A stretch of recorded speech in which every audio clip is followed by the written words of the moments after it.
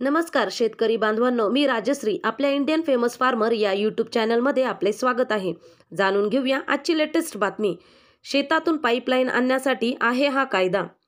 शेतीच्या संबंधित अनेक प्रकारचे वाद उद्भवताना आपल्याला दिसतात। या वादांमध्ये कधी-कधी शेतीची हद्द, शेतजमिनीसाठी असलेला रस्त्याचा प्रश्न, बांध कोरणे, काही प्रसंगी एखाद्या शेतकऱ्यांनी जमिनीवर केलेले अतिक्रमण आणि बऱ्याचदा एक प्रकारचा वाद दिसून येतो, तो म्हणजे जेव्हा आपल्याला एखादे धरण किंवा तलाव किंवा आपल्या दुसऱ्या गट नंबरमधील विहिरीतून दुसऱ्या शेतामध्ये पाण्याची पाईपलाईन आणायची असते।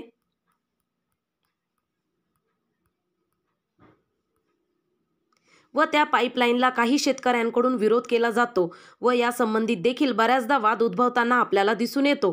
कारण आपल्याला माहीत आहे की बरेच शेतकरी पाण्याच्या सोयीसाठी एखादा तलाव किंवा धरण, तसेच काही शेतकऱ्यांच्या 2 ठिकाणी शेती असतात व एखाद्या शेतीमध्ये विहिरीला चांगले पाणी राहिले तर त्या ठिकाणाहून ज्या ठिकाणी दुसऱ्या शेतात पाणी नाही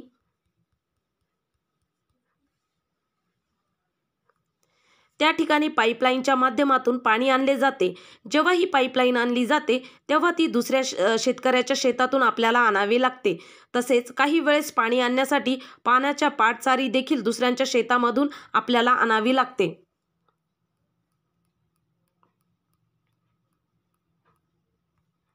यामध्ये शेतकऱ्यांमधील संबंध चांगले असतील तर काही हरकत नसते, परंतु बऱ्याचदा यामध्ये शेतकरी आडकाठी ठेवतात किंवा हरकत घेतात व त्या अनुषंगाने वाद निर्माण होतात।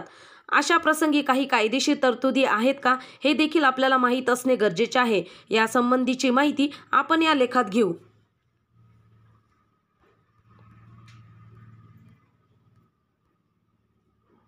काय म्हणतो कायदा? या संदर्भात असलेला महाराष्ट्र जमीन महसूल कायदा पाहिला तर त्यानुसार महाराष्ट्र जमीन महसूल नियम 1967 हे बनवण्यात आले असून या नियमानुसार ज्या शेतकऱ्याला दुसऱ्याच्या जमिनीतून जाणारे आपल्या शेतापर्यंत पाट बांधण्याची इच्छा असेल त्याने विहित नमुन्यामध्ये तहसीलदाराकडे अर्ज करणे गरजेचे आहे।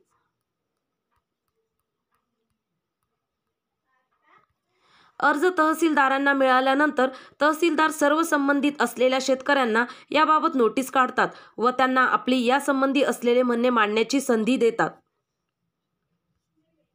नेमकी कोणत्या मुद्द्यावर शेजारचे शेतकऱ्याची पाईपलाईन टाकायला किंवा पाटचारी न्यायला हरकत आहे हे तपासले जाते व गरज विचारात घेऊन अर्जदाराला पाण्याचे पाट बांधण्याची परवानगी दिली जाते। याकरिता तहसीलदारांच्या माध्यमातून काही महत्त्वाचे मुद्दे विचारात घेतले जातात व ते खालीलप्रमाणे: 1. यामध्ये शक्यतो परस्परांना संमत होईल अशा दिशेने पाट काढण्यास परवानगी दिली जाते। 2. दोघांमध्ये सामंजस्य किंवा एकमत न झाल्यास शेजारी शेतकऱ्याचे नुकसान कमीत कमी होईल अशा पद्धतीने पाट किंवा पाईपलाईन टाकण्यास परवानगी दिली जाते। 4.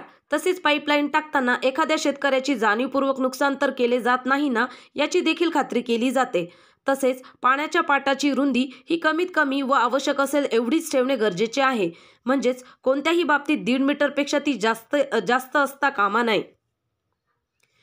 6. यामध्ये जमिनीवरून करण्यात येणारे पाण्याचे पाट किंवा जमिनीवरून जर पाईपलाईन टाकण्यात आली तर शेजारच्या शेतकऱ्यास वाजवी म्हणून जे भाडे ठरवण्यात येईल ते द्यावे लागते।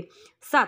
तसेच पाईपलाईनसाठी किंवा तिची दुरुस्ती करताना जमीन खोदायची आवश्यकता असेल तर ती कमीत कमी खोदली जाईल व खोदलेली जमीन अर्जदारांनी पुन्हा स्वखर्चाने पूर्ववत करणे गरजेचे असते। 8. तर शेतीमध्ये उभे पीक असतील तर त्या पिकाचे कमीत कमी नुकसान होईल याची काळजी घेणे खूप गरजेचे असते, परंतु सगळी काळजी घेऊन जरी नुकसान झाले तरी ती झालेल्या नुकसानीची भरपाई अर्जदाराने देणे अपेक्षित असते। 9. अशी नुकसान भरपाई देण्यात जर कसूर करण्यात आली तर ती जमीन महसुलाची थकबाकी म्हणून वसूल करण्यात येईल। यासंबंधी तहसीलदाराने दिलेल्या आदेशाविरुद्ध अपील करता येते का?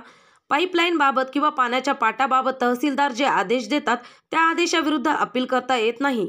लहानातले लहान वाद स्थानिक पातळीवर सुटावेत व अपिलाच्या द्वारे संबंधित शेतकऱ्याला पाईपलाईनसारखी महत्त्वाची गोष्ट थांबवण्याची संधी मिळू नये हा यामागील उद्देश आहे।